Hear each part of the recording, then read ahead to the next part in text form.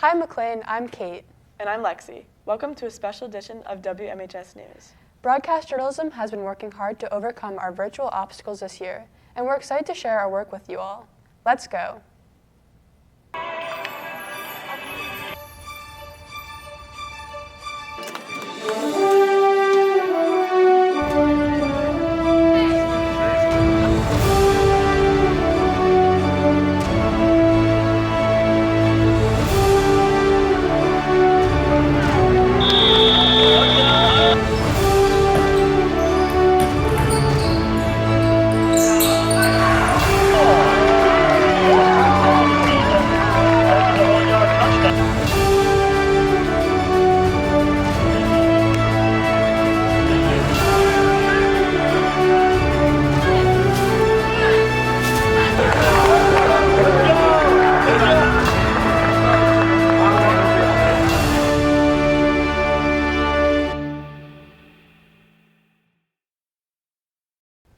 With summer flying in fast, Virginia's seeing an emergence of the cicadas that come every 17 years. Wow, they're older than me. Let's check out how Highlanders feel about Brood 10. After 17 years of development, Cicada Brood X is emerging all across McLean and the Mid-Atlantic region. Millions of these large, harmless insects will be flying around McLean, causing a general nuisance to outdoor events and activities, such as sports and PE. As far as strategies go, I think we're going to have to adjust as we go. Obviously, we're not going to have kids going out and playing outside if they're all around us and causing a problem. So the biggest change I guess we'd make is going inside. Some pet owners are concerned that their pets can't get enough of the cicadas. My dog ate them, and I don't know if he's gonna throw them up. But I know a friend that their dog ate cicadas and they had to go to the vet.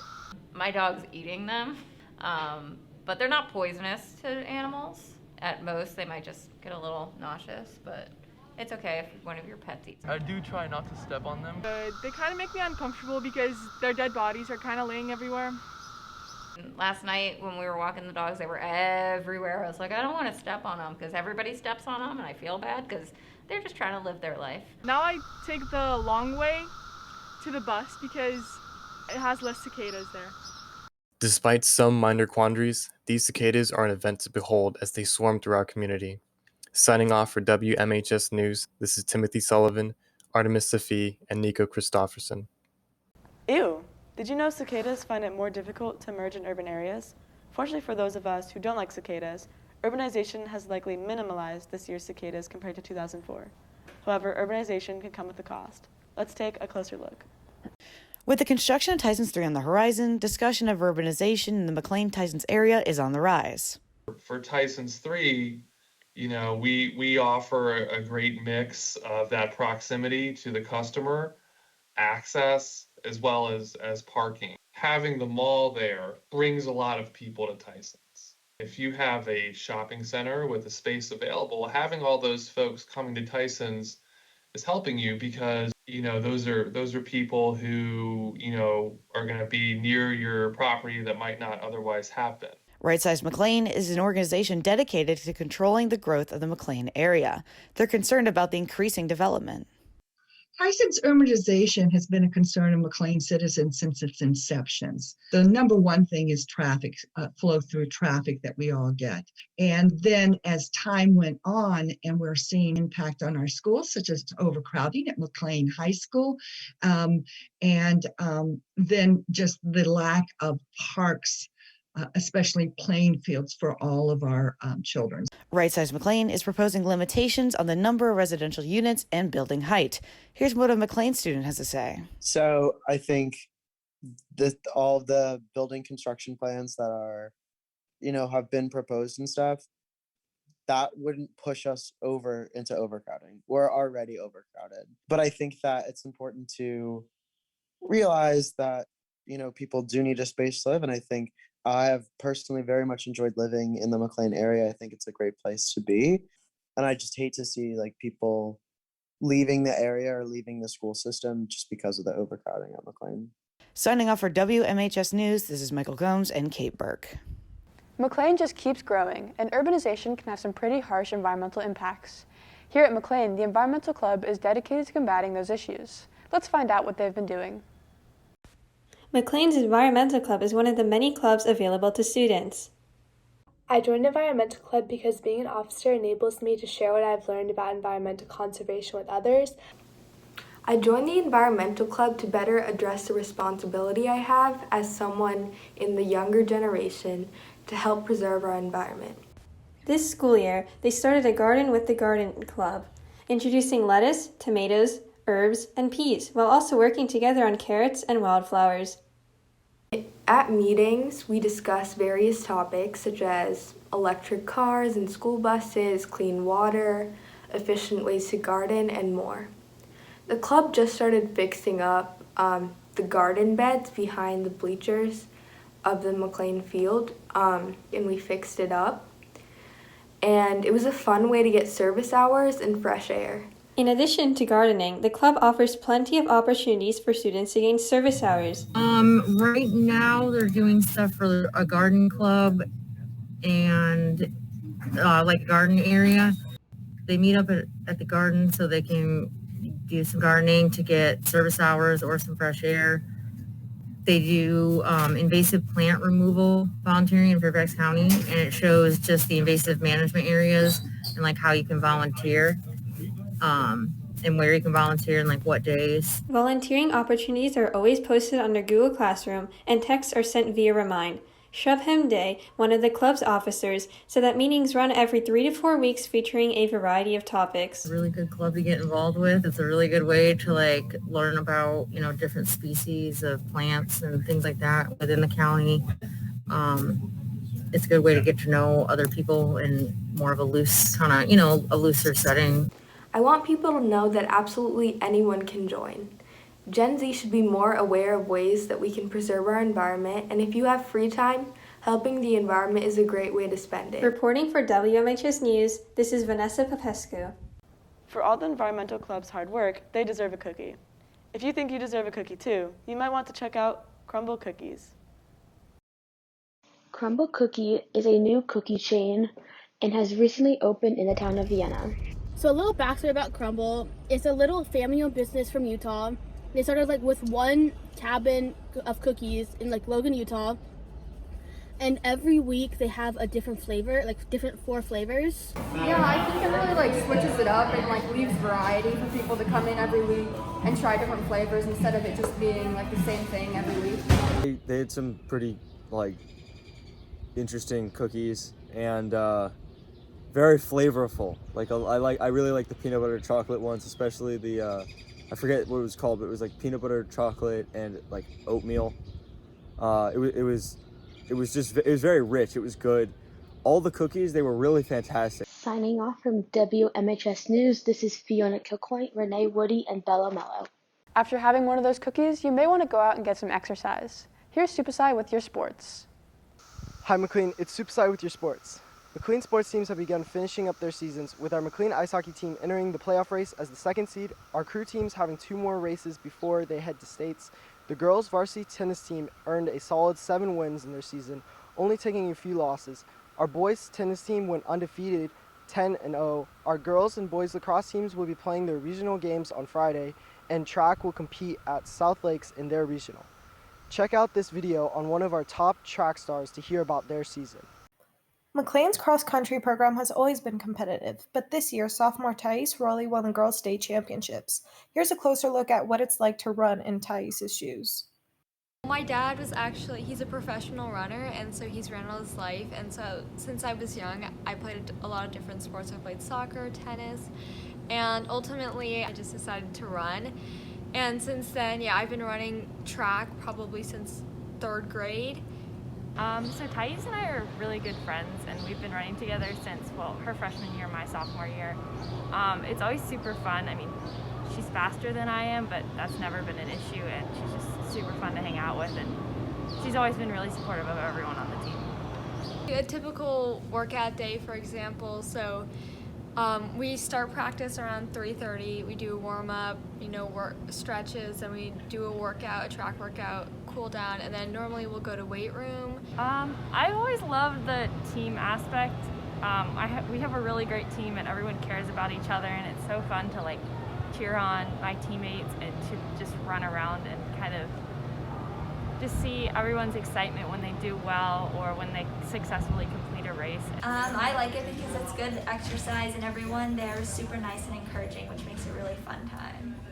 I definitely wasn't expecting to win states, and when I passed a girl who's in first place at the time when there were about 10 meters or 20 meters left, and so my initial reaction was just I didn't want her to speed up and catch up with me again, and so I just wanted to make it to the finish line without her by my side, and so I was so relieved when I passed the line, and of course I was super surprised. Definitely was one of those things where it's like, wow, that's slightly unexpected, but seeing how well she did throughout the rest of the season, it wasn't too surprising. And my teammates, they're incredible, and I mean, they're my best friends, and I don't know what I'd do without them, and that even though my team didn't qualify to regionals or for states, many of my teammates came and they supported me and they missed school to come and see my races, so that was really nice. I mean, running can be painful, but the pain and the hard work kind of ties us all together, and we always have a really fun time. Signing off for WMHS News, this is Farah El-Jazar. McLean track stars aren't the only ones out there competing. Our varsity baseball team took down Langley twice this year despite the effects felt from COVID restrictions. Check out this video with Coach Dowling and sophomore Jacob Liu after they won a close game against our rival, Langley. Our McLean Highlander varsity baseball team took on Langley for the second time this season and beat them in a thrilling nail-biter. But second time this year, came out big at the end. Big E fought with the big hit by pitch. Just gonna keep riding this momentum. McLean ended up scoring 3 runs in the last inning despite Langley replacing their pitcher. McLean, after the win over Langley, now holds a respectable 4-3 record and looks to cash in all the hard work they put in the offseason. Yeah, we had to sacrifice a lot for the season. We missed the whole last season, so we got to come out big this season. COVID stinks, but we're trying to make the best of it. We had a rough start, and then we kind of turned it around a little bit. We've won 5 of our last 6. So we're looking to continue that trend and compete for a district championship. Multiple different outside factors have affected the baseball team's season. It was an odd off season. We were much more limited than we have been in the past in terms of what we were able to do and in terms of on the field stuff. I think our off season had less of an impact than just the last year, where a lot of our kids had very few opportunities to play in sort of competitive settings. And so for some of them, they hadn't really, until our season started this year, it had been the better part of 2 years since they'd played a competitive game. And so that's presented some challenges of kind of getting people up to speed and trying to get folks kind of game ready. Baseball is one of the first sports to have normal crowds come back and support them. I think it's been a positive for our guys to be able to have friends and family here, and as colleges have let out, we've had a ton of alumni coming back the last week or 2. And I know things were a lot more limited for the indoor sports in particular, but it's been great. I would say actually our crowds have been totally normal with a non-pandemic year in terms of the numbers, and it's been awesome to have that support. Reporting for WMHS News, this has been Supaxay and Garrett Bain. Our baseball team will be playing districts this weekend along with our softball team. And that's all I have for sports. Now back to your anchors. Thanks, Supaxay. I miss going to baseball games, but now that I'm almost fully vaccinated, I can start planning my trips to the stadium. Here's some Highlanders to talk to you about the importance of the COVID vaccine. Hey Highlanders, check this out. Hey Garrett, I heard you were holding off on getting a vaccine. Did you know it's available for people 16 and up now? Wait, really? That makes it much more available to me, as I am 16 years old myself. Yeah, and there are a wide variety of places to get it quickly and easily. But why should I get it now, Gavin Hoffman? Everyone should get them as soon as they can, so that they can help protect themselves, their community, and the world. The whole world? Where do I sign up? Let's take a look at some of the places you can go to get the vaccine. We have CVS, Walgreens, Safeway, Harris Teeter, Random Pharmacy in North Dakota, maybe Rite Aid, any of those work. So you're telling me that I can find vaccines at places like vaccines.gov/search? Well, I didn't tell you that, and I don't know how you got a hold of that information, but you're not wrong. That website is a great resource for finding information about where to find the vaccine. Just enter your zip code, and it will provide you with a place to get the shot. But which vaccine can I sign up for? And what's the difference between them? So many choices! Well, the 3 main vaccines available to the public in America are the Pfizer, Moderna, and Johnson & Johnson vaccines. But the only one available for 16 and 17-year-olds right now is the Pfizer vaccine. The others are available for anyone 18 and up. And guess what, Garrett? The Pfizer vaccine is now also available for people between the ages of 12 and 15. Wow, that's great for me since I've actually been lying about my age. I'm 12. I'll go schedule an appointment right now online. Thank you so much. No, thank you for doing your part to help stop the spread. Can't wait to see you when we both have our masks off. Maybe you should stop lying about your age though, Garrett. Can't wait. And no way, I don't think I will.